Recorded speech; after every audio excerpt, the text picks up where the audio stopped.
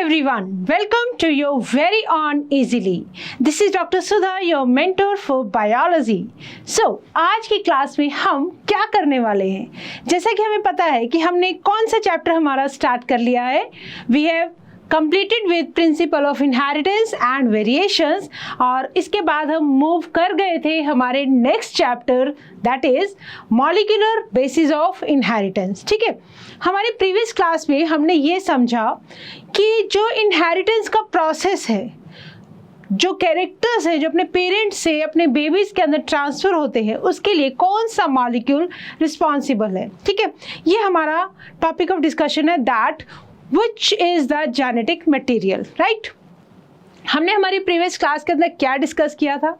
हमने ये डिस्कस किया था कि जो जेनेटिक मटेरियल है उसके पास कैपेबिलिटी होनी चाहिए कि इंफॉर्मेशन जो है वो स्टोर कर सके, उसको आगे ट्रांसमिशन कर सके, इंफॉर्मेशन को पेरेंट से ऑफस्प्रिंग तक पहुंचा सके. ठीक है, तो इसका मतलब जेनेटिक मटेरियल के पास एक कैपेबिलिटी होनी चाहिए अपने आप को डुप्लीकेट करने की, मतलब अपना एक कॉपी बनाने की, राइट? तो रेप्लिकेशन की प्रॉपर्टी वो जिसके पास है that is the ideal genetic material. Third point हमने डिस्कस किया था, the genetic material should be able to undergo mutation, stable mutation. ऐसा भी नहीं कि बार बार म्यूटेशंस होती रहे, but there should be variations आने के लिए there should be mutation, but that should be stable. ठीक है, तो फिर हमने ये देखा था कि न्यूक्लिक हम बोल रहे हैं कि फ्रेडरिक विशर जी ने डिस्कवर किया था किसको, पस सेल के अंदर कुछ एसिडिक सब्सटेंस को, जिसको उन्होंने नाम दिया न्यूक्लिन का. ठीक है, और बाद में इसको नाम दिया गया न्यूक्लिक एसिड, राइट? क्योंकि न्यूक्लियस के अंदर मिला था इसलिए हमने इसको न्यूक्लिन बोल दिया, और एसिडिक मटेरियल था इसलिए इसको नाम दे दिया गया न्यूक्लिक एसिड. अब ये भी देखा गया कि जो न्यूक्लिक एसिड है, न्यूक्लिक एसिड दो तरह का हो सकता है, that can be DNA, that can be RNA. ठीक है, तो हमने हमारी प्रीवियस डिस्कशन में ये देखा था कि कैसे पता लगेगा कि जो डीएनए है वो एक आइडियल जेनेटिक, मतलब सारी क्वालिटीज हैं उसके अंदर जेनेटिक मटेरियल बनने की. ठीक है, और आरएनए क्यों नहीं है? इसीलिए हमने ये भी डिस्कस किया था कि जो डीएनए है that is the genetic material in most of the organism, whereas RNA कुछ वायरसेस के अंदर हमें एज अ जेनेटिक मटेरियल मिलता है. तो ये हुई हमारी कुछ ब्रीफ सी डिस्कशन, और इसके साथ ही हम आगे बढ़ेंगे. किसके बारे में बात करेंगे? हम बात करेंगे डीएनए के बारे में, थोड़ा सा प्रीवियस क्लास का रिवीजन, हम देखेंगे किस तरह से न्यूक्लियोटाइड्स बनती है. बट उससे पहले क्या करना है, ये देखना है कि हमें इजीली ऐप के साथ कैसे जुड़ना है. ठीक है, चलो इजीली ऐप के साथ जुड़ने के लिए जाना होगा आपको गूगल प्ले स्टोर पर, इजीली ऐप को डाउनलोड करना होगा. ठीक है, जैसे ही आप इजीली ऐप को डाउनलोड कर लेंगे, स्पेलिंग्स का ध्यान रखेंगे, EAZ बेटा, S नहीं है. ठीक है, EAZILY. जैसे ही आप इसको डाउनलोड कर लेंगे, मोबाइल नंबर आपसे पूछा जाएगा, अपना मोबाइल नंबर फिल कर देंगे और क्रिएट न्यू अकाउंट पर जाकर आपको क्लिक करना है. ठीक है, हो गया इतना सा काम. ओके, क्लिक करने के बाद आपसे आपकी कुछ डिटेल्स पूछी जाएंगी, सिंपल जनरल सी डिटेल्स होंगी, जैसे कि आपका नाम क्या है, फ़ोन नंबर क्या है, what is your gender, all that you have to fill कर दिया आपने. ओके, फिर आपके पास आएगा बेटा OTP, यहाँ लिखा हुआ है वेरीफाई विद OTP पे फाइनल क्लिक करते ही आपके पास आ जाएगा एक OTP. ठीक है, जैसे ही OTP आ जाएगा, वेरीफाई पर आप क्लिक कर देंगे. उसके बाद आपके सामने कुछ इस तरह से कोर्सेज खुल जाएंगे, राइट? आपको क्या करना है, आपको सिलेक्ट करना है दिस नीट को, और नीट को सिलेक्ट करने के बाद क्लास सिलेक्ट करेंगे, 12th क्लास को सिलेक्ट कर देंगे, और आपके सामने ये सब जो कोर्सेज हैं वो अवेलेबल हैं हमारे इजीली ऐप पर. कौन कौन से सब्जेक्ट्स? नीट के लिए फिजिक्स, केमिस्ट्री एंड बायोलॉजी. ठीक है, क्या है उनका परचेजिंग अमाउंट? कंबाइंड लेते हैं तो 8,999 रुपीज़. ठीक है, ओके. बायोलॉजी के लिए 2,999, केमिस्ट्री के लिए 2,999, फिजिक्स के लिए 2,999. तीनों इकट्ठे लेते हैं तो 8,999. अब बहुत सारे बच्चों को लगता है यार ये अमाउंट तो हम नहीं दे सकते, या हम ये चाहते हैं कि कोर्स हमें फ्री में मिल जाए। तो हमारी पूरी कोशिश है कि आपका जो डॉक्टर बनने का सपना है, आपका जो भी आपका सपना है, उसके रास्ते में पैसा किसी भी तरह से रुकावट ना बने। तो इसीलिए हमने आपके लिए क्या ऑप्शन दिया है कि आप एक काम कीजिए, कूपन कोड को एंटर कीजिए। क्या है coupon code? That is free easily. जैसे ही आप फ्री इजीली एंटर कर देंगे, पूरा का पूरा अमाउंट आपका कंप्लीटली वेव ऑफ हो जाएगा। पूरा आपको कुछ भी अमाउंट नहीं देना है और आप जुड़ जाते हैं हमारे साथ इजीली ऐप पर, जहां आपको क्या मिलेंगी, हर जो फिजिक्स केमिस्ट्री बायो के जो सब्जेक्ट्स की पूरे जो वेल स्ट्रक्चर्ड कोर्स है, पूरा जो सिलेबस है, एक बहुत ही सिस्टमैटिक वे में अरेंज्ड फॉर्म में और विदाउट एनी इंटरप्शन। कोई भी यूट्यूब की ऐड की टेंशन नहीं है, आपको बस सिर्फ क्या करना है, फोकस्ड होकर वीडियोस को देखना है, राइट। उसके बाद आपको मिलेगी एक डीपीपी को सॉल्व करना है आपको, और छोटे छोटे आपके नोट्स भी साथ साथ बनाते रहेंगे ताकि आप अपने एग्जाम्स के अंदर रॉक कर सके। ठीक है, तो इसी के साथ ही शुरुआत करते हैं हमारा आज का चैप्टर। और what is our topic of discussion? हमारा टॉपिक ऑफ जो डिस्कशन है that is molecular basis of inheritance chapter हमने शुरू कर लिया था और आज हम करने जा रहे हैं the DNA part 2। This is lecture number 2 of this chapter. मैं कहना चाहूँगी बहुत सारे जो बच्चे हैं जिन्होंने हमें जो बीच में से ज्वाइन करते हैं, तो मैं आपको बता दूं कि हर चैप्टर हमारे प्रीवियस जो लेक्चर होता है उसके साथ लिंक्ड होता है, राइट। जैसे कि हमने स्टार्ट किया मॉलिक्यूलर बेसिस ऑफ इनहेरिटेंस, तो जब तक आप लेक्चर 1 को नहीं देखेंगे तब तक आपको लेक्चर 2 समझ में नहीं आएगा, बिकॉज हर टॉपिक एनसीईआरटी का आपस में लिंक्ड है। ठीक है, इसी तरह से बुक को डिज़ाइन किया गया है। तो कोई भी लेक्चर अगर आपका पिछला मिस हो गया है तो एक बार वीडियो को देख लेंगे ताकि आपको नेक्स्ट लेक्चर अच्छे से समझ में आ जाए। चलो, इसके साथ ही थोड़ा सा एक बार रिवीजन कर लेते हैं कि हमने हमारी लास्ट क्लास के अंदर क्या डिस्कस किया था। देखो, न्यूक्लिक एसिड तक हम आ गए थे। न्यूक्लिक एसिड हमने बोला 2 टाइप के हो सकते हैं, that can be DNA, that can be RNA.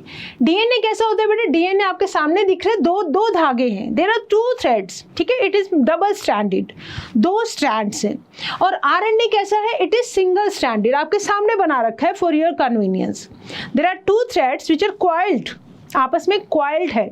ठीक है, बट कोई भी थ्रेड एक दूसरे को ऐसे क्रॉस नहीं करता है कि ऐसा नहीं कि ऐसे क्रॉस कर दिया हमने, नहीं, वो अभी हम डिस्कस करेंगे स्ट्रक्चर के बारे में। तो ये जो 2 थ्रेड्स हैं और इसका सिंगल थ्रेड्स हैं, ये बेसिकली क्या है? न्यूक्लिक एसिड है। और ये न्यूक्लिक एसिड बनता कैसे है? It is a polymer of nucleotide, right. जैसे कि मान लो मैं इस थ्रेड की बात करूं तो आप देखेंगे इसके ऊपर बहुत सारे क्या लगी हुई हैं? न्यूक्लियोटाइड्स लगी हुई हैं। ठीक है, ये क्या है सब? ये दीज आर न्यूक्लियोटाइड्स। तो बहुत सारे न्यूक्लियोटाइड्स को हमने क्या किया? ज्वाइन कर दिया, जिसके बाद हमारे पास आ जाता है एक पॉलीमर। मतलब न्यूक्लियोटाइड एक यूनिट है, 2 न्यूक्लियोटाइड को जोड़ा डाई न्यूक्लियोटाइड, 3 को जोड़ा ट्राई न्यूक्लियोटाइड, ऐसे ही बहुत सारे न्यूक्लियोटाइड्स को हमने जोड़ दिया तो क्या बन गया? पॉलीन्यूक्लियोटाइड।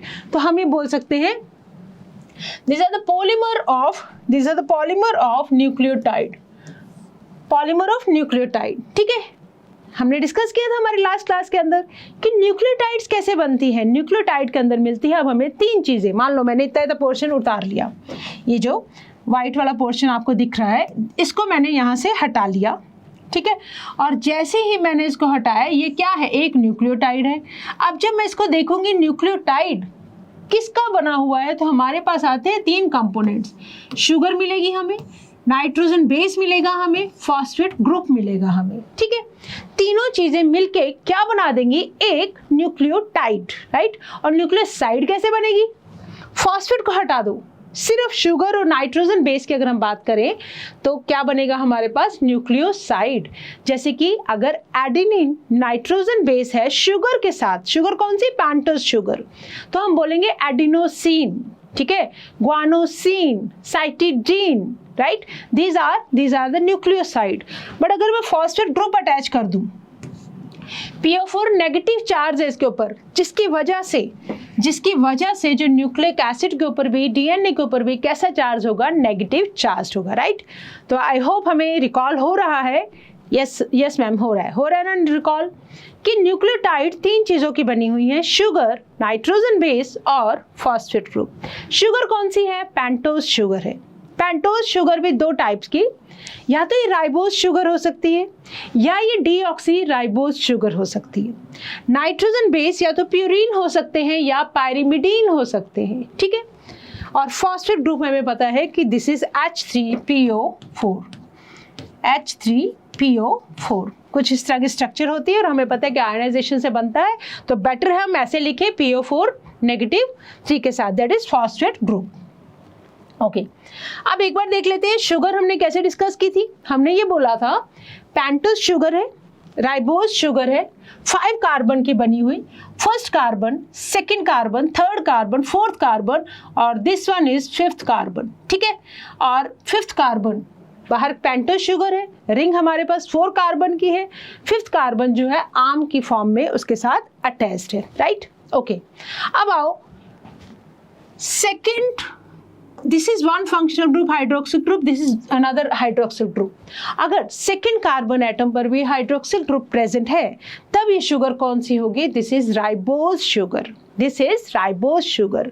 अगर अब देखो नाम को पकड़ना, डीऑक्सी, एक ऑक्सीजन हटा दो, डीऑक्सी सेकेंड वाले पे यहाँ से हटा दो, तो यहाँ पे ओ हटने से ये क्या बन जाती है? Deoxyribose. तो जैसे ही आप थर्ड कार्बन एटम से ऑक्सीजन हटा देंगे तो ये कौन सी बन जाएगी? This will become the deoxyribose sugar. क्या बन जाएगी? Deoxyribose sugar.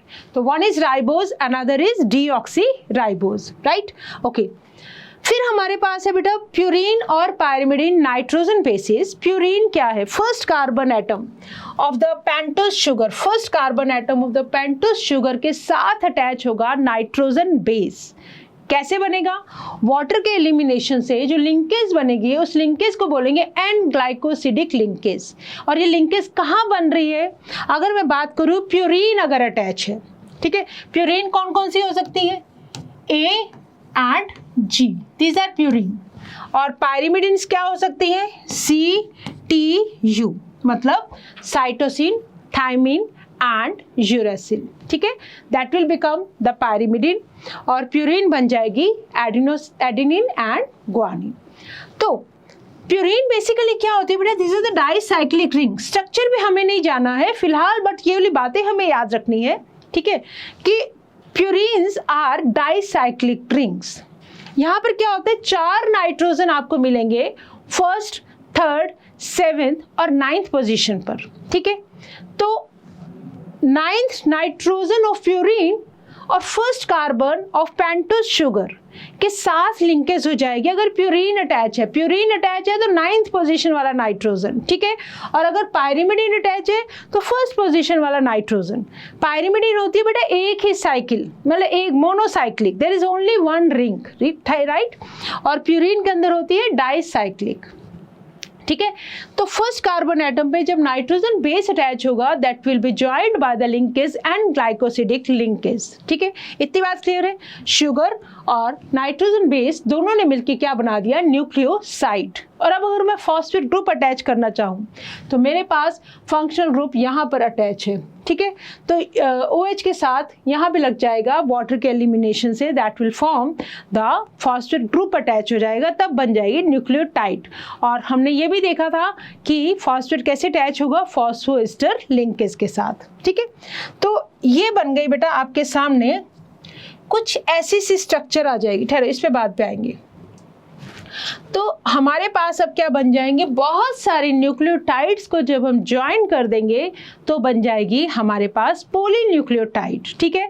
अगर शुगर राइबोज है, अगर नाइट्रोजन बेस यूरेसिल है तो इसको हम बोलेंगे RNA। और अगर शुगर डीऑक्सी राइबोज है, यूरेसिल की जगह आ गया थायमिन, तब हम इसको बोलेंगे DNA, राइट। आई होप इतनी बातें हमें क्लियर हैं, ठीक है। चले आगे। ओके, अब देखो, अब हम बात करने जा रहे हैं DNA के बारे में। और DNA क्या है? Basically it is the double helical structure of DNA। Double helix structure बन गई। कैसे बन गई बेटा? एक ये है पॉलीन्यूक्लियोटाइड की चेन, एक ये है पॉलीन्यूक्लियोटाइड की चेन, ठीक है।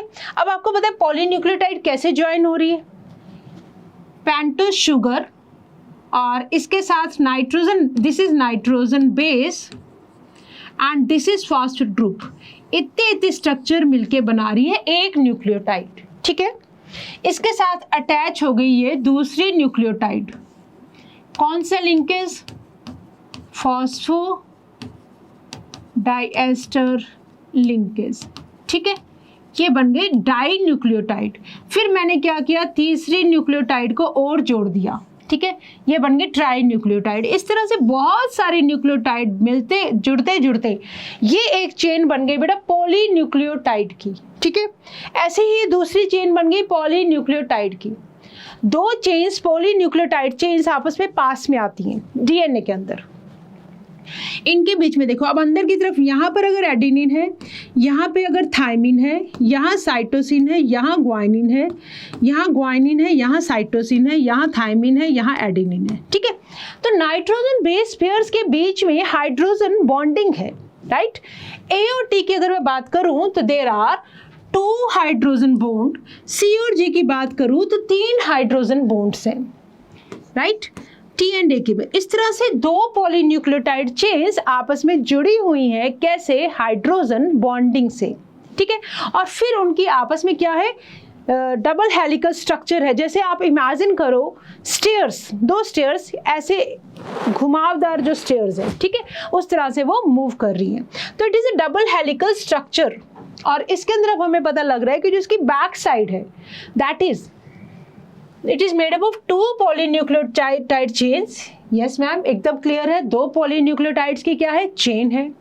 वेयर द बैकबोन, ये जो इसकी बैक है, ठीक है, ये इस साइड पर the backbone is constituted by sugar phosphate and the basis project inside. ये शुगर फॉस्फेट बॉन्ड, शुगर और फॉस्फेट के बीच में जो बॉन्ड है, राइट, ये बना देगा बैकबोन। और अंदर की तरफ क्या आ गए आपके हाइड्रोजन बेसिस, किसके बीच में, नाइट्रोजन बेस पेयर्स के बीच में, ठीक है। तो क्या हम डीएनए की लेंथ न्यूक्लियोटाइड्स को काउंट करके बता सकते हैं? यस मैम, बिल्कुल बता सकते हैं। हमने हमारी प्रीवियस क्लास के अंदर ये चीज़ डिस्कस की थी, ठीक है। अब देखो बेस पेयर, हमने ये देखा चारगाफ रूल, एरविन चारगाफ ने क्या बताया, there is always base pairing. 2 base हैं बेटा, ये जो एडेनिन जो नाइट्रोजन बेस है उनको हम बोल रहे हैं दीज आर द बेसिस। अब इनके बीच में होगी पेयरिंग, एडेनिन की पेयरिंग होगी थायमिन के साथ। तो इनको मैं क्या बोलूँगी, इनको मैं बोलूँगी base pairs, base pairs, right. और खाली अगर मेरे को एडेनिन और थायमिन को बताना है, एडेनिन या थायमिन, तो ये क्या है, ये है बेस, ओनली बेसिस। जब इनके बीच में हाइड्रोजन बॉन्डिंग हो जाएगी तब बनेंगे ये बेस पेयर्स, ठीक है। और बेस पेयरिंग की वजह से जो न्यूक्लियोटाइड्स है दीज आर जॉइंट टूगेदर, आपस में अटैच्ड है, ठीक है। चलो, the 2 chains have anti parallel polarity. Anti parallel polarity को अभी समझते हैं कि कैसे एंटी पैरेलल है। इट मीन्स अगर एक चेन के पास पोलैरिटी 5 प्राइम टू 3 प्राइम है तो दूसरी के पास क्या होगी, 3 प्राइम टू 5 प्राइम। देखो ध्यान से देखना बेटा, हमारे पास है कुछ ऐसे से कॉइलिंग, ठीक है। इमेजिन करना मेरे पास 2 स्टेयर्स हैं, they are moving like this, this and this, ठीक है। 2 स्टेयर्स कभी भी अपने आप को जैसे रेल की पटरी क्रॉस नहीं कर रही हैं, बस जस्ट घूमती जा रही हैं, ठीक है। इसी तरह से ये एक स्टेयर है, ये एक स्टेयर है, ठीक है, ये इस तरह से घुमाव अपना ले रही है, इसके पैरेलल चल रहे दूसरी स्टेयर। अब पैरेलल का अरेंजमेंट देखो कैसे होगा। मेरे पास है ये एक न्यूक्लियोटाइड की चेन, राइट। हमें पता है फर्स्ट कार्बन एटम पे क्या अटैच है, nitrogen base, this is the first carbon atom, this is second, this is third, this is third, this is third, ठीक है। यहाँ पे है OH ग्रुप, यहाँ से फॉस्फेट और OH के बीच में वाटर एलिमिनेशन से क्या हो जाती है, बॉन्डिंग हो जाती है 3rd कार्बन की और इधर से 5th कार्बन की, ठीक है। किसके थ्रू, फॉस्फोएस्टर लिंकेज। तो इसका मतलब ये जो 3rd कार्बन और इधर से 5 प्राइम एंड पे यहाँ पे किससे अटैच है, फास्फोरस से, ठीक है। तो इसका मतलब एक तरफ ये 5 वाला एंड फ्री रहता है, ठीक है, और इधर कौन सा एंड फ्री रहता है, 3 वाला, नीचे की तरफ, ये है बेटा एक पॉलीन्यूक्लियोटाइड चेन। अगर आप इमेजिन करो ये one nucleotide, this is another nucleotide, this is another nucleotide, right. जैसे ही अभी एक चेन बनेगी तो फिफ्थ एंड पे क्या है, फॉस्फेट है, और थर्ड एंड पे क्या है, OH है, राइट। अब इसके सामने आती है दूसरी चेन। दूसरी चेन कैसे आएगी, अब देखो इसका नाइट्रोजन बेस अपने आप को हाइड्रोजन बॉन्डिंग करवाएगा दूसरे पॉलीन्यूक्लियोटाइड के नाइट्रोजन बेस से। मतलब इसके सामने अगर ग्वानिन है तो इनके बीच में आपस में हाइड्रोजन बॉन्ड बन जाता है, तो ऑटोमेटिकली C के सामने आके G लग जाएगा विथ 3 हाइड्रोजन बॉन्ड्स, राइट। और अगर यहाँ पे थायमिन है नाइट्रोजन बेस, तो दूसरी न्यूक्लियोटाइड का एडिनिन आके इसके साथ आके ज्वाइन कर जाएगा, ठीक है। ऐसी अगर यहाँ पे एडिनिन है तो इसके सामने आके थायमिन जुड़ जाएगा। तो इस तरह से ये दूसरी वाली चेन आ गई। तो ये इस वाली चेन का अगर आप ध्यान से देखो तो इसका जो है फिफ्थ एंड यहाँ पे फॉस्फेट लगा हुआ है, और ऊपर की तरफ ये थर्ड एंड है, थर्ड एंड पे यहाँ पे हाइड्रोक्सिल ग्रुप लगा हुआ है, ठीक है। तो इसके थर्ड एंड पे यहाँ पे OH है और यहाँ पे क्या है, फॉस्फोरस है, और इनके बीच में क्या है, बॉन्डिंग है।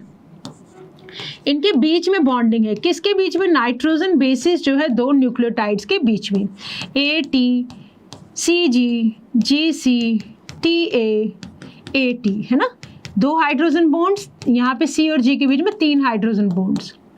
तो इस तरह से 2 चेन्स, पॉलीन्यूक्लियोटाइड की चेन, फिफ्थ एंड अगर इस चेन का है तो इसके सामने कौन सा आएगा, 3 एंड, थर्ड कार्बन वाला एंड, और इसके नीचे अगर यहाँ पे 3 प्राइम एंड फ्री है तो उसके सामने आ जाएगा 5 प्राइम।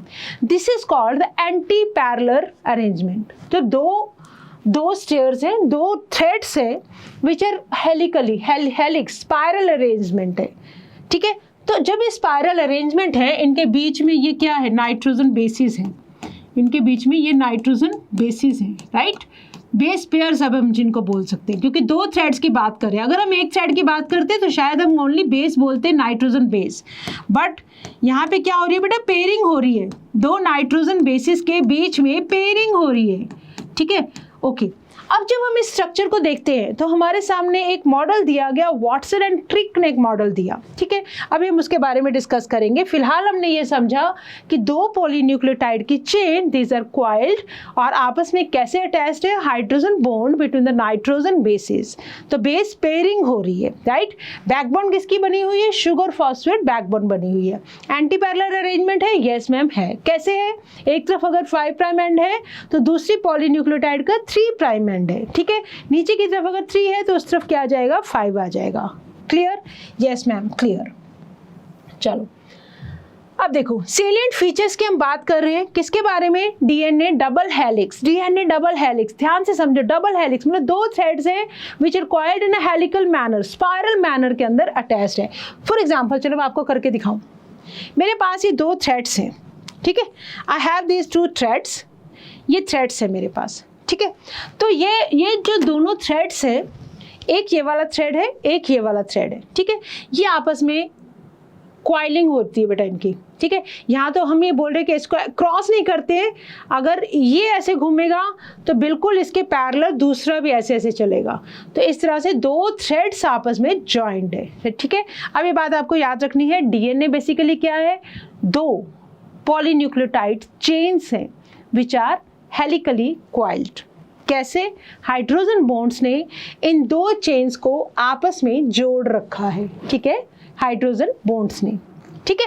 चलो ओके, आगे आ जाओ। The salient feature of the double helical structure of the DNA are as follow. The basis in the 2 strands are paired through hydrogen bonds, ठीक है मैम, बिल्कुल हमने अभी भी ये वाली बात समझी थी, okay. Following base pairs, base pair का मतलब A is equal to T, G is equal to C. Adenine forms 2 hydrogen bonds with thymine, ठीक है। A के साथ thymine आएगा, 2 hydrogen bond from opposite strand and vice versa, मतलब अगर यहाँ T आ गया तो यहाँ A आ जाएगा। ये एक पॉलीन्यूक्लियोटाइड चेन पे दूसरी polynucleotide chain. Similarly guanine is bonded with cytosine, guanine is bonded with cytosine, यहाँ पे बनेंगे 3 हाइड्रोजन बॉन्ड्स, ठीक है, with 3 hydrogen bonds. As a result हमेशा एक जो प्यूरीन है वो पायरिमिडीन के सामने आएगी, एडेनिन हमेशा थायमिन के सामने आएगी, साइटोसिन हमेशा ग्वानिन के सामने आएगी, ठीक है। This generates approximate uniform distance between the two strands of the helix. दो स्ट्रैंड्स के बीच में यूनिफॉर्म डिस्टेंस आएगा, ठीक है। क्या आएगा, कैसे आएगा, इसको हम अभी डिस्कस करेंगे। अब आ जाओ, यस, आप देखो सेलिएंट फीचर क्या है, दो chains are coiled in a right handed fashion. Right की तरफ कॉइलिंग है बेटा, राइट की तरफ क्लॉकवाइज। ये वॉटसन एंड क्रिक का मॉडल है कि दोनों जो थ्रेड्स हैं, दोनों जो पॉलीन्यूक्लियोटाइड चेन्स हैं, दीज आर, जो इनकी कॉइलिंग है, जो इनका टर्न है, that is right handed. Right handed जैसे घड़ी ऐसे चलती है ना, उस तरह से ये मूव करते हैं। The pitch of the helix is 3.4 nanometer, और एक नैनोमीटर किसके बराबर होता है, is 1 billionth of a meter, that is 10 raise to the power, यहाँ पे लिखोगे -9 मीटर। 1 मीटर का 1 billion part, and there are रफली 10 base pair in each turn. Consequently, the distance between a base pair in a helix is approximately 0.34 nanometer. देखो ध्यान से देखना, ये मेरे पास है बेटा दो चेन्स, ठीक है। ये देखो क्रॉस नहीं कर रहे, एक उधर पीछे की तरफ से जा रही है, एक आगे की तरफ से आ रही है, एक ये वाली चेन है। इन दो हेलिक्स के बीच में ये बेस पेयरिंग है, राइट। और जब मैं इस टर्न की बात करती हूँ, ऐसे एक टर्न, जैसे ही दूसरी बार ऐसे घुमाव आएगा, ठीक है, तब तक इसके बीच में 10 बेस पेयर आ जाएंगे। क्या आ जाएंगे, 10 बेस पेयर। इतनी एक कॉइलिंग के, देखो यहाँ से शुरू हो रही है कॉइलिंग, यहाँ से यहाँ तक कितने बेस पेयर आ जाएंगे, 10 बेस पेयर। और अगर हम बात करें, ये एक ग्रूव बन दिख रहा है आपको, डिप्रेशन सा, होलो सा, ये कौन सा ग्रूव है बेटा, this is shallow groove, this is shallow groove. और ये कौन सा ग्रूव है, this is deep groove, this is deep groove, ठीक है। इन दोनों के बीच में जो डिस्टेंस है, मतलब ऐसा मान लो कि इधर से कॉइलिंग शुरू हुई, दूसरी कॉइलिंग यहाँ से शुरू हो रही है, इनके बीच में जो डिस्टेंस है, या यहाँ से ले लो, दैट इज कितना बनेगा, 3.4 नैनोमीटर। तो इसका मतलब इन बिटवीन कितने बेस पेयर आ गए, 10 बेस पेयर, 1 2 3 4, ठीक है। तो 10 बेस पेयर, अगर 34 एंगस्ट्रॉम और 10 बेस पेयर है, तो इनको जब हम डिवाइड करेंगे, हमारे पास आ जाएंगे 3.4 nanometer between two base pairs के बीच में जो डिस्टेंस होगा, ठीक है, 0.34 नैनोमीटर। सी, अगर आपको इस डायग्राम से नहीं क्लियर हुआ तो देखो, ये जो डिस्टेंस है एक कॉइलिंग से लेके दूसरी कॉइलिंग, तो ये कितना है बेटा, 34 एंगस्ट्रॉम, यहाँ से लेके यहाँ तक। There is one shallow groove, one deeper groove. तो दो शैलो ग्रूव के बीच में डिस्टेंस, दो शैलो ग्रूव के बीच में जो डिस्टेंस है वो कितना है, 34 एंगस्ट्रॉम, ठीक है। अब डायमीटर कितना है, जो कॉइलिंग है, अगर मैं इसको ऐसे डायमीटर लूँ, एक कॉइलिंग होगी ना पूरी ऐसे, अगर मैं इसको इस तरह से ले लूँ तो इसका डायमीटर कितना है, 20 एंगस्ट्रॉम। एक कॉइलिंग के बीच में, मतलब 360 डिग्री पे ऐसे टर्न कर रहे हैं, राइट। तो डायमीटर कितना आ गया, 20 एंगस्ट्रॉम। और एक कॉइलिंग के बीच में यहाँ पे कितने बेस पेयर है, 10 बेस पेयर। तो अगर दो शैलो ग्रूव के बीच में डिस्टेंस है 34 एंगस्ट्रॉम, और इस डिस्टेंस के बीच में 10 बेस पेयर आ रहे हैं, तो आप बता सकते हैं distance between two consecutive base pair, दो एक साथ आने वाले बेस पेयर के बीच में कितना डिस्टेंस होगा, ठीक है। तो 34 टोटल है, 10 बेस पेयर है, डिवाइड कर दो 10 से, आंसर आ जाएगा 0.34 नैनोमीटर। तो एक टर्न में कितने बेस पेयर है, 10 बेस पेयर। तो distance between two consecutive base pair 0.34 nanometer, ठीक है। ये है बेटा हमारे सामने डीएनए का double helix model, suggested by, जो स्ट्रक्चर किसने सजेस्ट की थी कि ये स्ट्रक्चर इस तरह से है, that is given by Watson and Crick model, ठीक है। Okay, the plane of one base pair stacks, एक बेस पेयर दूसरे के ऊपर ऐसे ढेर, मतलब एक तरह से बहुत सिमेट्री में अरेंज हो रहे, स्टैक बन रहे हैं, right, over the other in a double helix. This in addition to hydrogen bonds confers the stability of helical structure. यही रीजन है कि जो दो बेस पेयर के बीच में हाइड्रोजन बॉन्डिंग है, इसी की वजह से देख लो पूरा कितना मतलब सिमेट्री है, that is uniformly helical structure. अगर 10 पेयर के बाद टर्न लेना है तो लेना है, क्यों? क्योंकि हाइड्रोजन बॉन्डिंग के कारण ये दो बेस पेयर है, इसके ऊपर ये वाला बेस पेयर, इसके ऊपर ये वाला बेस पेयर है ना, इस तरह से दे आर स्टैक्स के अंदर ये अरेंज है, राइट। आई होप हमें ये क्लियर हो रहा है, ठीक है। तो ये कौन सा मॉडल था? This is double helical structure of DNA given by Watson and Crick model. अब आओ आगे चलते हैं तो हम देखेंगे, यस अब देखो, the proposition of double helical structure of DNA and its simplicity in explaining the genetic implication became revolutionary। बहुत मतलब ऐसा लगा, इतना सिंपल तरीके से हमें इसका स्ट्रक्चर समझ में आ गया, और इसका जो क्रेडिट है वो किसको जाता है? Very soon Francis Crick propose the, मतलब वॉटसन एंड क्रिक को जाता है बेटा। दिस डबल हेलिकल मॉडल, यहाँ लिखते हैं double helical model of DNA was proposed by Watson and Crick। तो इनके नाम को हम बिल्कुल भी नहीं भूलेंगे, वॉटसन एंड क्रिक, ठीक है, ओके। अब देखो, वेरी सून फ्रांसिस क्रिक ने एक और अपना प्रपोज कर दिया सेंट्रल डोगमा का कंसेप्ट इन मॉलिक्यूलर बायोलॉजी, जिसकी वजह से हमें ये पता लगा कि डीएनए से बनता है आरएनए, ठीक है, और आरएनए से बनती हैं प्रोटीन्स, ठीक है, which states that genetic information, ये क्या है बेटा? डीएनए के पास क्या है? सारी जेनेटिक इंफॉर्मेशन। तो यही तो हम पढ़ते आ रहे हैं हम लास्ट चैप्टर से, कि जो जेनेटिक इंफॉर्मेशन है that is present in the form of genes कहाँ है? क्रोमोसोम्स पर है, और क्रोमोसोम्स कहाँ है? न्यूक्लियस में है, कंडेंस्ड डीएनए है ना। तो न्यूक्लियस के ऊपर अगर न्यूक्लियस के अंदर अगर डीएनए है तो सारी की सारी जो जेनेटिक इंफॉर्मेशन है वो किसके थ्रू ट्रांसफर हो रही है? फैक्टर्स, मतलब जीन्स जा रहे हैं पेरेंट से अपने बेबीज के अंदर, राइट। और जीन्स बेसिकली क्या है? Functional unit of DNA. तो डीएनए के पास है सारी की सारी जेनेटिक इंफॉर्मेशन। तो फ्लो कैसे होगा बेटा अब इस जेनेटिक इंफॉर्मेशन का? तो अब समझ में आया, जब फ्रांसिस क्रिक ने प्रपोज किया, ये पूरा का पूरा जो कंसेप्ट है ना, इतनी सी जो आपके सामने पिक्चर दिख रही है, this is known as central dogma of molecular biology, कि the flow of information, genetic information is from DNA से बनता है आरएनए। इस प्रोसेस को बोलते हैं ट्रांसक्रिप्शन। तो जेनेटिक इंफॉर्मेशन जो भी डीएनए के पास है वो पहले तो देखो कॉपी बनेगी दूसरे बेबीज के अंदर ट्रांसफर होने के लिए, एक सेल से दूसरे सेल में ट्रांसफर होने के लिए। इस प्रोसेस को बोला हमने रेप्लिकेशन।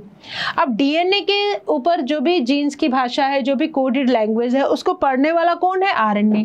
तो डीएनए से बनता है आरएनए, इस प्रोसेस को बोला हमने ट्रांसक्रिप्शन। और आरएनए से फिर ट्रांसलेशन होकर बनेंगी प्रोटीन। हम डिटेल में करेंगे सारे के सारे प्रोसेसेस को, ठीक है। तो प्रोटीन्स बनेंगी। तो these are responsible for characters, responsible for particular characters, ठीक है। इतनी बात आई थिंक हमें क्लियर हो जानी चाहिए, राइट। इतनी बात हमें क्लियर है। और कुछ वायरसेस के अंदर अगर हम बात करें, कुछ वायरसेस जिनके अंदर आरएनए जेनेटिक मटेरियल है, तो उनके अंदर थोड़ा सा ये जो फ्लो है वो थोड़ा सा ऐसे चलता है कि आरएनए से डीएनए बनता है। तो अगर ये ट्रांसक्रिप्शन है तो उसको हम बोल देंगे रिवर्स ट्रांसक्रिप्शन। क्या बोल देंगे? रिवर्स ट्रांसक्रिप्शन, ठीक है। Some viruses the flow of information is in reverse direction, that is from RNA to DNA, right. This is the central dogma of molecular biology. तो हमने क्या देखा? हमने वॉटसन क्रिक का डबल हेलिकल मॉडल समझा, हमने सेंट्रल डोगमा को भी समझ लिया, ठीक है। ओके मैम, अब आओ बेटा बहुत ही इंटरेस्टिंग वाला टॉपिक। सोच के देखो कितना बड़ा है डीएनए। हमने हमारी प्रीवियस क्लास के अंदर डिस्कस किया था that what is the haploid content of human genome या ह्यूमन जीनोम जो है उसके हमने नंबर ऑफ न्यूक्लियोटाइड्स के बेसिस पे हम डीएनए की लेंथ बता सकते हैं, ठीक है। और हमने डिस्कस किया था दैट जो डीएनए की लेंथ है एक हैप्लॉइड सेट की वो कितनी हो सकती है, that can be 3.3 × 10⁻⁹ base pairs, ठीक है। ये हमने डिस्कस किया था। डबल कर दो डिप्लॉइड सेट में तो कितनी हो जाएगी 6.6, है ना।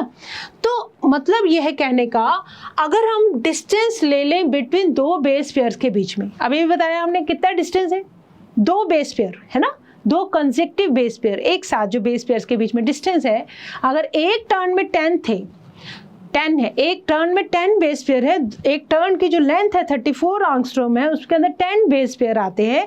तो 10 बेस पेयर के बाद जब हमने दो बेस पेयर के बीच में डिस्टेंस निकाला तो कितना आया था 0.34 नैनोमीटर या 0.34 × 10⁻⁹ मीटर, ठीक है। अगर length of DNA double helix in a typical mammalian cell is calculated, simply क्या करना है बेटा, मल्टीप्लाई करना है total number of base pairs with distance between two consecutive base pair, that is मैंने क्या बोला डिप्लॉइड सेट की, डिप्लॉइड सेट के अंदर कितने बेस पेयर्स हैं 6.6 × 10⁻⁹ बेस पेयर, क्योंकि हमने देखो हैप्लॉइड का किया था 3 × 3 10⁻⁹ बेस पेयर, ये था हैप्लॉइड सेट था ये, ठीक है। तो जब हम डिप्लॉइड की बात करेंगे तो 6.6 × 10⁻⁹ बेस पेयर, ये किसका कंटेंट आ गया, डिप्लॉइड सेल का डिप्लॉइड कंटेंट आ गया, ठीक है। इसको अब हम मल्टीप्लाई कर दो distance between two base pairs, total number of base pair इतने, इसको हमने मल्टीप्लाई कर दिया 0.34 के साथ, ठीक है। 0.34 × 10⁻⁻⁹ है, सिंपल नैनोमीटर लिख लो। तो अप्रॉक्सीमेटली सारा कैलकुलेशन करके आ जाएगा हमारे पास 2.2 मीटर। ठहरो, इसको इसे लिखने दो 0.34 × 10⁻⁹ को मल्टीप्लाई कर दो 6.6 × 10⁻⁹, अप्रॉक्सीमेटली आ जाएगा बेटा 2.2 मीटर्स, ठीक है। तो 2.2 मीटर का क्वाइल्ड धागा, क्वाइल्ड स्ट्रैंड कितना बड़ा होगा 2.2 मीटर। सेल का साइज कितना है कुछ माइक्रोन मीटर, उसके अंदर न्यूक्लियस है, न्यूक्लियस का साइज सेल से भी छोटा, इतने छोटे से न्यूक्लियस के अंदर इमेजिन करो इतना बड़ा धागा कैसे पूरा आएगा, ठीक है। तो a length that is far greater than the dimensions of a typical nucleus, approximately जो न्यूक्लियस का साइज होता है 10⁻⁻⁶ मीटर, ठीक है। How is such a long polymer packaged in a cell? इतना बड़ा न्यूक्लियोटाइड का बनी हुई जो चेन है, जो थ्रेड है, छोटे से न्यूक्लियस के अंदर पूरा कैसे आई, ठीक है। ये जो क्वेश्चन है that is really very interesting question कि किस तरह से इतना बड़ा थ्रेड पूरा आ जाएगा। तो अब आपसे अगर मैं पूछूं तो आप क्या बोलेंगे, मैम कॉइलिंग कर दो, है ना। तो कॉइलिंग करके, यस यू आर राइट, जो डीएनए का थ्रेड है, डबल स्ट्रैंडेड जो थ्रेड है, उसने अपने आप को कॉइलिंग करके अपने आप को पैक कर रखा है, ठीक है। तो इसका मतलब हम नेक्स्ट क्या डिस्कस करने जा रहे हैं, हम डिस्कस करने जा रहे हैं पैकेजिंग ऑफ डीएनए हेलिक्स। तो डबल हेलिक्स, ठीक है, कैसे पैकेज्ड है 2.2 मीटर का थ्रेड छोटे से न्यूक्लियस के अंदर। तो क्वेश्चन आता है कि जो डीएनए है that is present in prokaryotes as well as in eukaryotes. अब प्रोकैरियोट्स के अंदर न्यूक्लियस जैसी तो कोई चीज होती नहीं है, ठीक है। तो प्रोकैरियोट्स के अंदर कॉइलिंग करके this is packed in the region, central region में है, और उस रीजन को हम क्या बोलते हैं, न्यूक्लियोइड बोलते हैं या हम जीनोफोर भी बोल देते हैं, ठीक है। चलो, in prokaryotes such as E coli की बात कर लेते हैं। हालांकि इनके पास कोई डिफाइंड न्यूक्लियस नहीं है, जो डीएनए है स्कैटर्ड नहीं होता है थ्रू आउट द सेल। ऐसा नहीं है कि न्यूक्लियस नहीं है तो हम पूरे फैले पड़े हैं, नहीं, हम एक सेंटर रीजन के अंदर बैठे हुए हैं और इस रीजन को हम क्या बोल रहे हैं, न्यूक्लियोइड बोल रहे हैं। डीएनए बीइंग नेगेटिवली चार्ज, अच्छा आप मुझे बताओ जल्दी से, नेगेटिव चार्ज क्यों होता है डीएनए के ऊपर, बिकॉज ऑफ फॉस्फेट ग्रुप। हमने क्या लिखा, हमने ये लिखा PO4-3, तो इसकी वजह से नेगेटिव चार्ज होता है, फॉस्फेट ग्रुप की वजह से डीएनए के ऊपर कैसा चार्ज है, नेगेटिव चार्ज, ठीक है। Is held with some proteins, इसका मतलब डीएनए थ्रेड को कॉइल्ड है ठीक है, उसको होल्ड करने के लिए हमें चाहिए एसिडिक, एक तो डीएनए, दूसरा इसके ऊपर नेगेटिव चार्ज है, तो इसको होल्ड करने के लिए हमें चाहिए कुछ बेसिक प्रोटीन जिनके ऊपर क्या होना चाहिए, पॉजिटिव चार्ज होना चाहिए। ठीक है, तो that have some positive charges in a region. अब उस जो एरिया जिसके अंदर वो डीएनए पड़ा हुआ है उसको हम बोलेंगे न्यूक्लियोइड। क्या बोलेंगे, न्यूक्लियोइड है genophore. The DNA's nucleoid is organized in large loops held by proteins। ठीक है, तो ये देखो ध्यान से देखना, ये है एक बड़ा सर्कुलर डीएनए। ठीक है, अब इस सर्कुलर डीएनए के इस तरह से लूप बन गए, तो ये लूप्स, तो आप लूप्स को काउंट करिए, ये है लूप। ठीक है, तो लूप्स को हेल्ड कौन करेगा, these loops are held by proteins।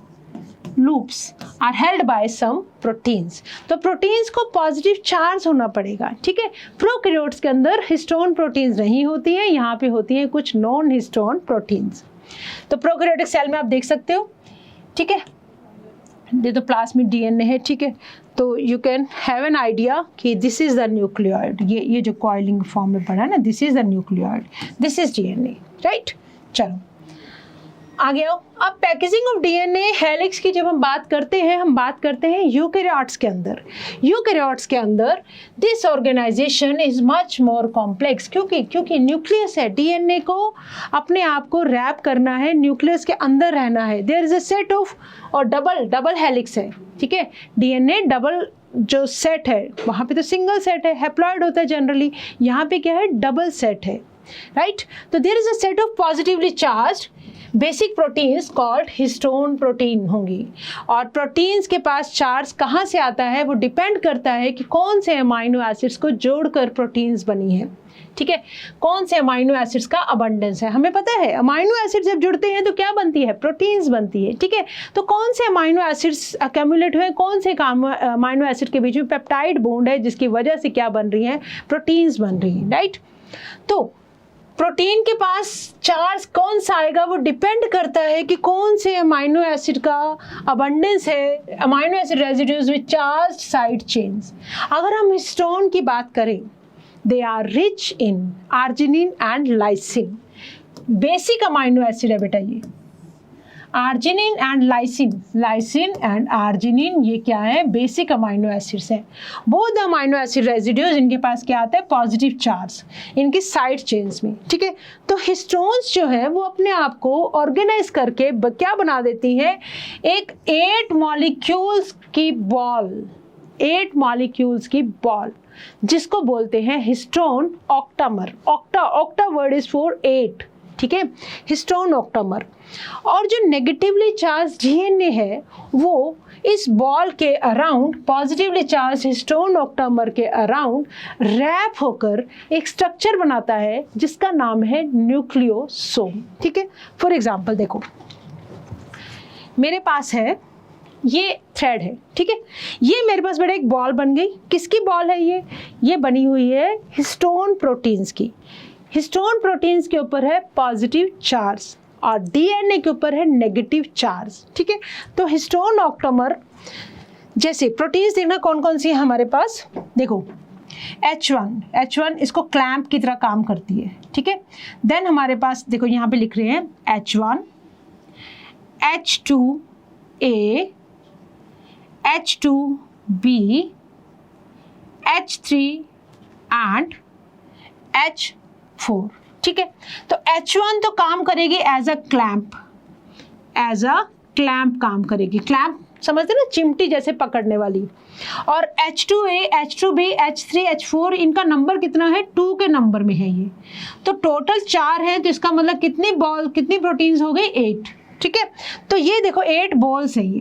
H1 को उधर देख लो, दिस इज H2A, ये एक ये रही है ना, एक इसके बैक साइड में आ गई। H2B यहाँ पे आ गया H2B, देन H3, H4 इसके बैक साइड में दिख रही है, यहाँ से नहीं दिख रही है हमें, H3 और ये H4। तो अब इस बॉल, ये ऐसी एक बॉल बन गई, इस बॉल के अराउंड पॉजिटिव चार्ज है, नेगेटिव चार्ज है, आपस में ज्वाइन कर जाएंगे। ये हो गया बेटा डीएनए रैप। डीएनए रैप हो गई, एक कॉइल तो पूरा ले लिया इस बॉल के राउंड। ठीक है, ये हो गया एक कॉइल पूरा। दूसरा राउंड आधा लिया, फिर 1/4 लिया, फिर जाके दूसरी बॉल से जुड़ जाएगा। अभी मेरे पास दूसरी बॉल नहीं है, नहीं तो मैं आपको दिखा देती अभी। तो ये जाके दूसरी बॉल से जुड़ जाएगा, ठीक है। तो इस तरह से ये क्या है, नेगेटिवली चार्ज जो डीएनए है दैट इज रैप्ड, लपेटा हुआ है किसके ऊपर, बॉल के ऊपर। कौन सी बॉल, हिस्टोन ऑक्टामर की बॉल। पूरी इस स्ट्रक्चर को मैंने क्या नाम दिया, इसको मैंने नाम दिया न्यूक्लियोसोम। इसको नाम दिया मैंने न्यूक्लियोसोम का, राइट। तो ये देखो, ये बॉल है हमारे पास, ये बॉल है, इसके ऊपर डीएनए से कॉइल्ड हो रहा है। दिस इज ये पूरा एक कॉइलिंग, दूसरी कॉइलिंग यहाँ से 3/4। तो कितनी कॉइलिंग है, 1/3 1/3 क्या है, कॉइलिंग है। किसके अराउंड, बॉल के अराउंड। और इसको क्लैंप की तरह किसने पकड़ा हुआ है, H1 हिस्टोन प्रोटीन ने, हिस्टोन ऑक्टामर, ठीक है। एक स्ट्रक्चर बन गई न्यूक्लियोसोम, ये है साइड व्यू। और अगर आप हिस्टोन ऑक्टामर को ऐसे टॉप व्यू से देखें तो ऐसा लगेगा कुछ ऐसे ना धागे से फैले पड़े हैं। तो ओवरऑल जब हमारे सामने स्ट्रक्चर आएगी तो हमें दिखेगी कुछ कैसे स्ट्रक्चर दिखेगी, हमें कुछ ऐसी सी स्ट्रक्चर दिखती है। एनसीईआरटी में एक बहुत अच्छा डायग्राम है, ये बीडेड, जैसे मोतियों की माला हो कोई। ये क्या है, दिस इज वन न्यूक्लियोसोम, ठीक है। दिस इज अनदर, इस तरह न्यूक्लियोसोम में। और इस न्यूक्लियोसोम के अंदर क्या आ जाता है, नेगेटिवली चार्ज्ड डीएनए। ये रैप है on positively charged histone 8 balls octamer. तो इसको हमने बोला ऑक्टामर, ठीक है। तो अब ये देखो सुपर कॉइलिंग होकर, ध्यान से देखो, ये डीएनए के डबल हेलिक्स था। जब हमने इसको देखा तो ये हिस्टोन प्रोटीन आ गई। अब ये इसको हिस्टोन प्रोटीन मिल गई, इन्होंने आके इसके ऊपर यूं अपने आप को ऐसे यूं रैप कर लिया, ठीक है। रैप कर लिया, एक न्यूक्लियोसोम, दूसरा न्यूक्लियोसोम, तीसरा, फोर्थ, ऐसे करते करते बहुत सारे ऐसी कॉइलिंग हो गई। कॉइलिंग होते होते क्या बन गया, ये कंडेंस्ड फॉर्म में क्रोमोसोम, ठीक है। आपके पास मान लो अगर बहुत बड़ा सा ये धागा हो, बहुत बड़ा सा धागा हो, और मैं चाहती हूँ कि इसको मैं बहुत कम जगह के अंदर इसको मैं रख दूँ, ठीक है। तो मुझे क्या करना पड़ेगा, मुझे करना पड़ेगा इस तरह से इसको घुमाना पड़ेगा। फिर एक पेंट, ये एक, फिर मुझे और इसको कॉइल करना पड़ेगा। इस तरह से मुझे इसको कॉइल करते करते आप देखना मैं इसको कितनी शॉर्ट फॉर्म के अंदर चेंज कर सकती हूँ। तो इस तरह से ये बन जाएगी पूरी जो डीएनए डबल हेलिक्स है, दैट विल फॉर्म ये। नाउ यू कैन सी पूरा का पूरा लंबा धागा एक छोटे से कंडेंस्ड फॉर्म में होके कहाँ पड़ा है, न्यूक्लियस के अंदर। अब जब मैं इसको खोलना शुरू करूँगी तो ये थोड़ा सा पार्ट खुला और खुला और खुला और खुला, देन और खुला, देन और खुला, करते करते करते पूरा का पूरा डीएनए मेरे सामने खुल जाता है, ठीक है। आई होप मुझे मतलब हमें ये कंसेप्ट क्लियर हो गया होगा, ठीक है। तो let us see, a typical nucleosome के पास कितने बेस पेयर आ जाएंगे एक न्यूक्लियोसोम के अंदर, 200 DNA, 200 base pair of DNA helix, ठीक है। Nucleosome constitute the repeating unit of structure in nucleus called chromatin। बार बार ये जो स्ट्रक्चर है ना, ये एक न्यूक्लियोसोम, फिर से न्यूक्लियोसोम, फिर से न्यूक्लियोसोम। तो इस पूरी की पूरी स्ट्रक्चर को मैं क्या बोल दूंगी, क्रोमेटिन, क्रोमेटिन, ठीक है। Okay, thread like stained bodies, chromatin का मतलब क्रोम वर्ड को पकड़ो, समथिंग कलर्ड स्टेन लेने वाला thread, that is thread like stained bodies seen in the nucleus. The nucleosome in the chromatin are seen as beads on string। एक string के ऊपर जैसे मोतियों की माला होती है ना, इस तरह से लगता है कि जैसे there are beads हैं किसके ऊपर, एक string के ऊपर। When viewed under electron microscope, the beads on string structure in chromatin is packaged to form chromatin fibers that are further coiled। देखो DNA डबल हेलिक्स, एक न्यूक्लियोसोम, उसका दूसरा न्यूक्लियोसोम, ये सारे कॉइल्स बन गए, क्या बन गए, क्रोमेटिन फाइबर्स, फर्दर कॉइल्ड हो गए, कंडेंस हो जाएंगे सेल डिवीजन के मेटाफेज स्टेज पे, और आप देख पाएंगे कुछ ऐसी सी स्ट्रक्चर जिसको हमने क्या बोला, chromosome, metaphase stage of the cell division to form chromosomes, ठीक है। इस तरह से ये क्या बन गया, पैकेजिंग हो गई किसकी, इतने बड़े डीएनए के छोटे से न्यूक्लियस के अंदर, किस फॉर्म में, न्यूक्लियोसोम की फॉर्म में, बहुत सारी क्वाइलिंग होके, कंडेंस्ड होके, क्रोमोसोम्स जब हमें मेटाफेज स्टेज पे दिखेंगे तो इस तरह से डीएनए कहाँ है, किसके अंदर, न्यूक्लियस के अंदर। ओके, आगे देखो, the packaging of chromatin at higher level, और ज़्यादा लेवल पे अगर हमें पैकेजिंग करनी हो तो हमें क्या चाहिए, कुछ additional set of proteins that are collectively referred to as non histone proteins. बड़े लेवल पे है ना, कुछ नॉन हिस्टोन प्रोटीन्स भी हैं। और in a typical nucleus some region of chromatin, कुछ रीजन जो है क्रोमेटिन का वो लूजली पैक्ड होता है, मतलब इतने ज़्यादा कंडेंस नहीं होते, तो उस रीजन को हम बोल देते हैं यू क्रोमेटिन। ठीक है, और जिसके अंदर स्टेन कैसी होती है, लाइट स्टेन लेती है क्योंकि लूजली पैक्ड है, and are refer to as euchromatin. Euchromatin मतलब लूजली पैक्ड। तो आप देख सकते हो ये कुछ जो रीजन है ना, ये जितना सेंट्रोमियर से जैसे दूर जाएंगे ना तो यहाँ पे जाके क्रोमेटिन थोड़ा लूजली पैक्ड होता है, बट जो सेंट्रोमियर के पास है दिस रीजन, तो ये है हेटेरोक्रोमेटिन, यहाँ पे it is tightly packed, near the centromere it is tightly packed, right. Chromatin that is more densely packed and stains dark, तो डेफिनेट सी बात है यहाँ पे डार्क स्टेनिंग लेगा, तो उसको बोलेंगे हेटेरोक्रोमेटिन। तो euchromatin is said to be transcriptionally active chromatin. याद रखेंगे सेंट्रोमियर के पास है heterochromatin that is densely packed और ज़्यादा डार्क कलर का स्टेन लेगी। ठीक है, क्रोमेटिन बहुत ज़्यादा कंडेंस्ड फॉर्म में है, बट कुछ पार्ट जो है लूजली पैक्ड है जिसको बोलते हैं यू क्रोमेटिन। और जब हम ट्रांसक्रिप्शन की बात करते हैं, जब हम आरएनए की बात करते हैं, तो कौन सा पार्ट ज़्यादा एक्टिव है, that is euchromatin, right. And euchromatin is said to be transcriptionally active chromatin, whereas heterochromatin is inactive. ठीक है, चलो देखो, हिस्टोन ऑक्टोमर और methyl group, this is euchromatin. ठीक है, और हेटेरोक्रोमेटिन में देखो पैकेजिंग, जस्ट इसको नोट करो आप कि यहाँ बीच बीच में जो थ्रेड्स है ना इसकी वजह से लूजली पैक्ड, और यहाँ देखो सारे न्यूक्लियोसोम पास पास में पैक्ड है, तो ये क्या है हेटेरोक्रोमेटिन, ये क्या है यू क्रोमेटिन। ठीक है, तो विद दिस हमने आज की क्लास में क्या समझा है कि डीएनए की जो पैकेजिंग है वो किस तरह से होती है, न्यूक्लियोसोम की फॉर्म में। बहुत सारे न्यूक्लियोसोम बन रहे हैं, ऐसा लग रहा है जैसे बीट्स ऑन द स्ट्रिंग है, कॉइलिंग हो रही है उनके बीच में, कॉइलिंग हो गए वो कंडेंस्ड फॉर्म में हो जाते हैं, कंडेंस्ड फॉर्म में होकर क्या बनाते हैं, क्रोमोसोम, जो हमें कौन सी स्टेज में विजिबल होते हैं, मेटाफेजिक स्टेज में ऑफ सेल डिवीजन। ठीक है, तो now this is the question time. तो अब हम बात कर रहे हैं क्वेश्चंस की, आंसर देने की कोशिश करेंगे। The length of DNA is defined in terms of length. Length को अगर आपको काउंट करना है तो न्यूक्लियोटाइड का नंबर देख लो या बेस पेयर्स को गिन लो। ठीक है, तो number of nucleotides yes, base pairs yes, both A and B yes, तो इसका मतलब हमारा आंसर क्या हो जाएगा, सी। ओके, आगे आओ। Which of the following holds true in case of DNA?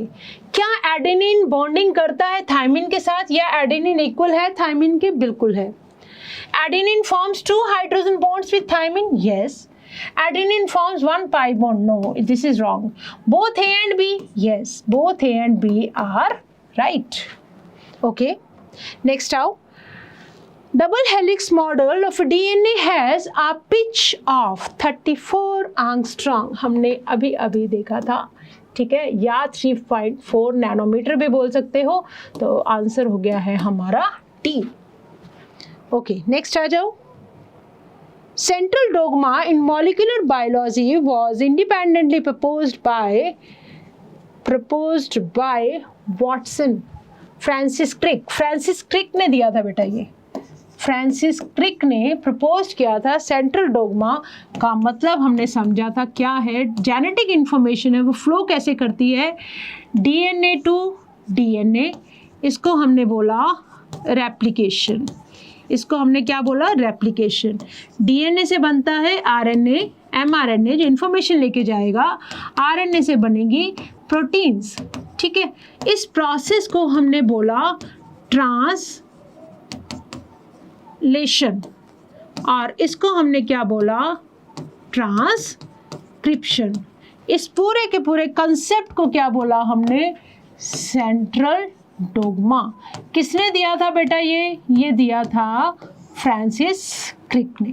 ठीक है, चलो आगे आ जाओ। Which statement is true in context of histones? Histone कैसी वाली प्रोटीन है? पॉजिटिव है? यस है, तभी तो नेगेटिव चार्ज डीएनए के अराउंड रैप हो जाता है। और बेसिक प्रोटीन है, न्यूट्रल पीएच पे these are basic, they are positively charged basic proteins. Yes, DNA acidic होता है, नेगेटिवली चार्ज्ड, तो दिस इज आंसर हो गया है इसका सी। ठीक है, तो with this we have completed the packaging of DNA helix, and now it's the time to say thank you. With this we have started, जो हमने स्टार्ट किया molecular basis of inheritance, next जो हमारा discussion है वो हम continue करेंगे हमारी नेक्स्ट क्लास में। Till then bye bye, but always remember that you have to learn with a smile.